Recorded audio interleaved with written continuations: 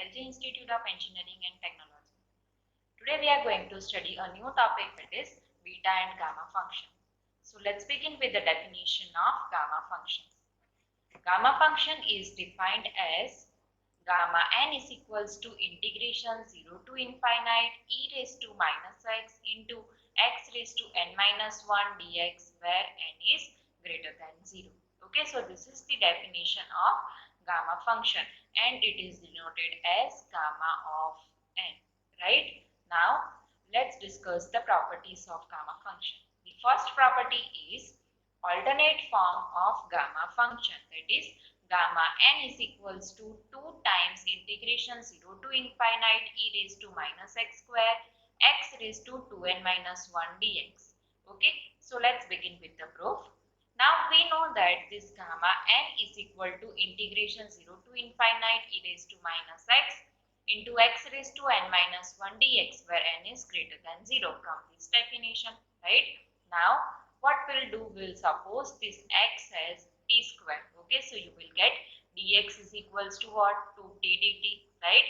Now the limits of x, so x is equals to 0. So when we have x is equal to 0, substitute 0 over here. So you will get t is equals to 0. And for x is equals to infinite, we will get t is equals to infinite. Right?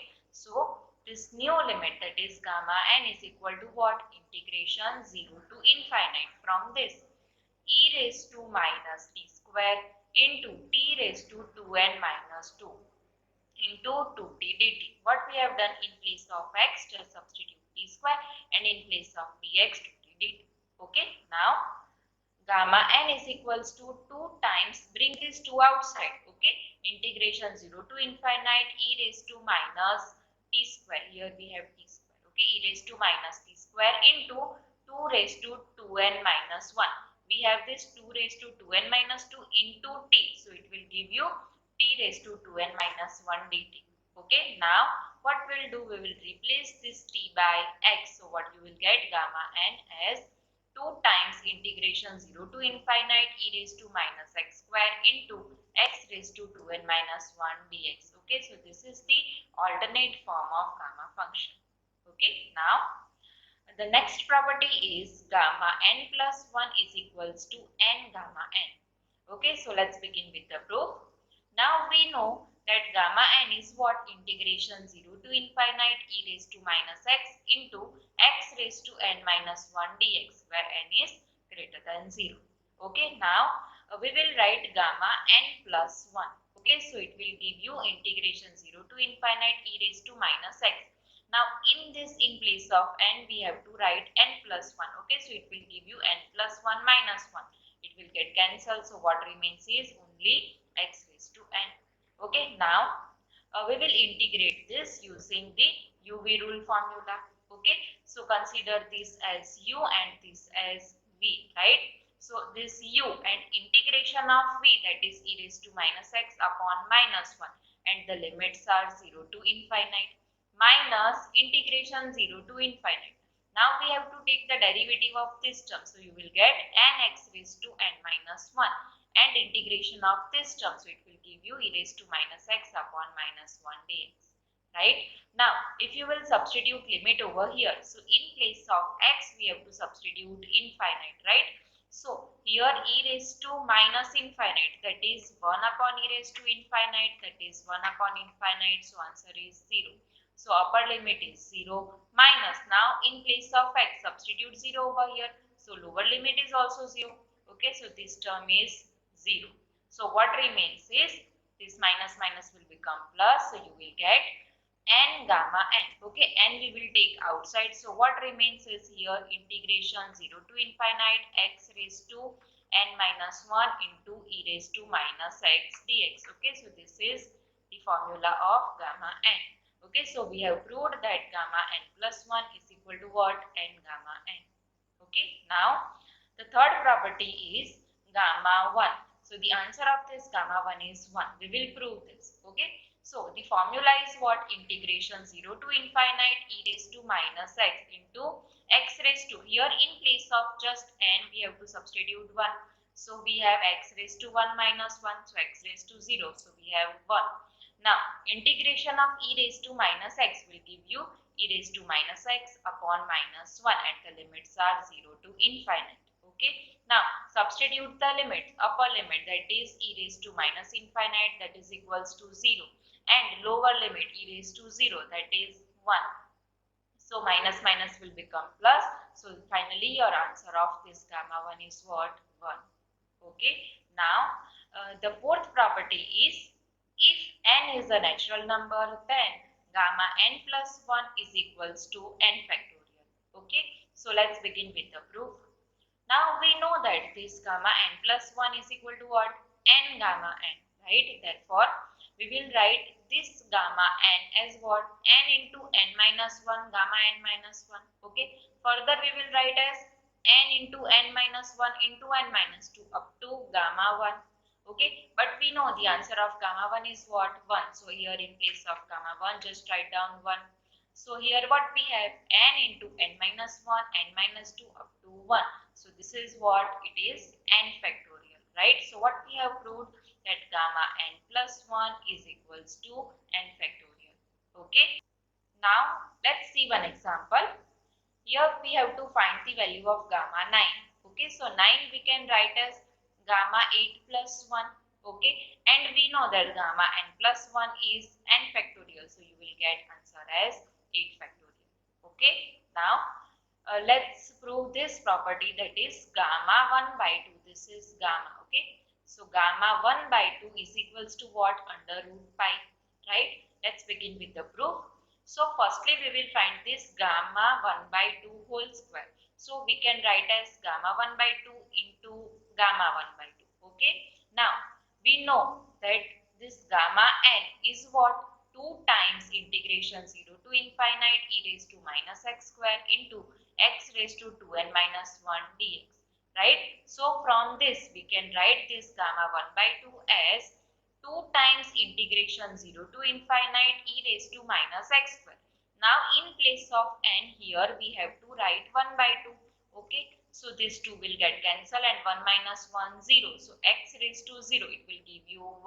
So what remains is 2 times integration 0 to infinite e raised to minus x square dx. Okay, and for this gamma 1 by 2 we have 2 times integration 0 to infinite e raised to minus 5 square dy. Okay, now we will write this 2 as a combination. Okay, so 2 into 2 will give you 4.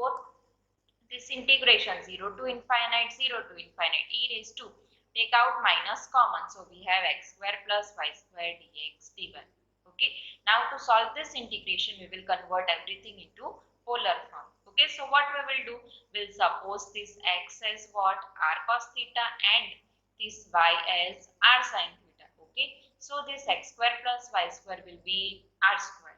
Okay, and now we will change the limit. So for that we have the limit of x as what? X is equal to 0 to x is equals to infinite, and the limits of y is equals to 0 to y is equals to infinite. Okay, now let's draw this in xy plane. Okay, so this is your x-axis and this is your y-axis. Now we have x is equal to 0 to infinite, okay, and y from 0 to infinite.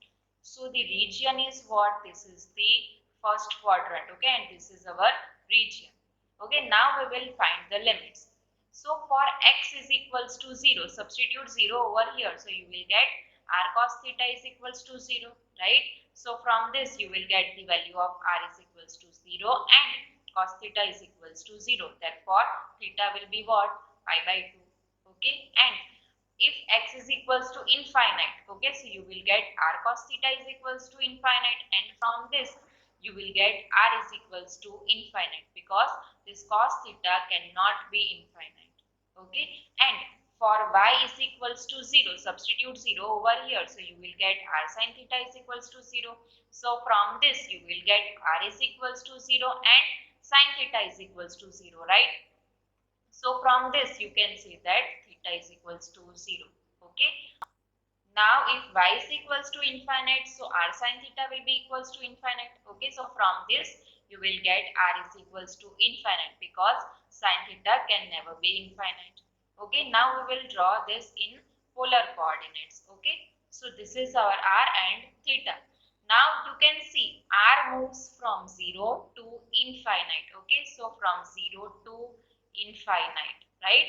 And theta moves from 0 to pi by 2. So this is our theta is equals to 0 and this is theta is equals to pi by 2. Okay, so our new limits are what? R is equals to 0 to infinite and theta is equals to 0 to pi by 2. Okay, so this is our region of integration.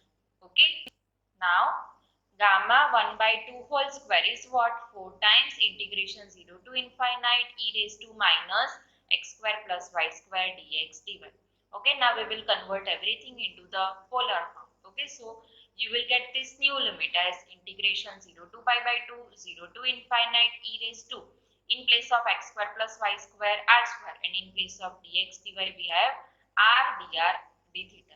Okay, now to simplify this, what we will do, we will write this 4 as minus 2 into minus 2. Okay, and we will use this formula, that is integration e raised to f of x into f dash x dx is equals to what? E raised to f of x. Okay, so we have this here minus r square and its derivative is present over here. So its integration is what? E raised to minus r square and the limits are what? 0 to infinite, right? Substitute the limit, so you will get e raised to minus infinite minus e raised to 0. And we know e raised to minus infinite is 0 and e raised to 0 is 1. This minus minus will become plus. So what we have is 2 times integration 0 to pi by 2 d theta. And we know integration 1 d theta, that is theta, and the limits are 0 to pi by 2. Substitute the limit, so you will get pi by 2. This 2 will get cancelled. So answer of this gamma 1 by 2 whole square is pi. Okay, so from that we can say that gamma 1 by 2 is equals to under root pi. Okay, now let's solve one example. We have to find the value of gamma 13 by 2. Okay, so we will write this 13 by 2 as gamma 1 plus 11 by 2, and we will use this formula that gamma n plus 1 is what? N gamma n. Okay, so here n is 11 by 2, so we will write as 11 by 2 gamma 11 by 2. Now we will write this 11 by 2 as what? Gamma 9 by 2 plus 1, so you will get 9 by 2 gamma 9 by 2. Similarly, solve up to you get answer here gamma 1 by 2. Okay, now we know the answer of gamma 1 by 2 as under root pi, and simplify this term, so here you will get 64. Okay, so this is the answer of gamma 13 by 2. Right, now let's solve one more example. Evaluate integration 0 to infinite x raised to 6 into e raised to minus 2x dx using gamma function. Okay, so what we'll do, we'll suppose this 2x as t. Okay, so you will get 2 dx as dt. Therefore, dx is equals to what? dt upon 2. Right, now we will change the limit. So for x is equals to 0, substitute 0 over here. So you will get t is equals to 0, and for x is equals to infinite, you will get t is equals to infinite. Right, so what you will get now? Integration 0 to infinite x raised to 6 into e raised to minus 2x dx is equal to integration 0 to infinite t upon 2 whole raised to 6 e raised to minus t dt upon 2. Right, now just take these 2 outside. So here 2 raised to 6 into 2 will give you 2 raised to 7, and integration 0 to infinite e raised to minus t, this t raised to 6 dt as it is. Okay, and now we will compare this with this formula, that is gamma n is what? Integration 0 to infinite e raised to minus x, x raised to n minus 1. Right, now here we have 6, so we will write this 6 as what? 7 minus 1. Okay, so your n is what? 7. So you will get answer as what? Gamma 7 upon 2 raised to 7. Okay, now we will simplify this gamma 7. And we know this property that gamma n plus 1 is equal to n factorial. So from this you will get 6 factorial upon 2 raised to 7. Okay, so I hope you have understood throughout the session. Thank you for watching.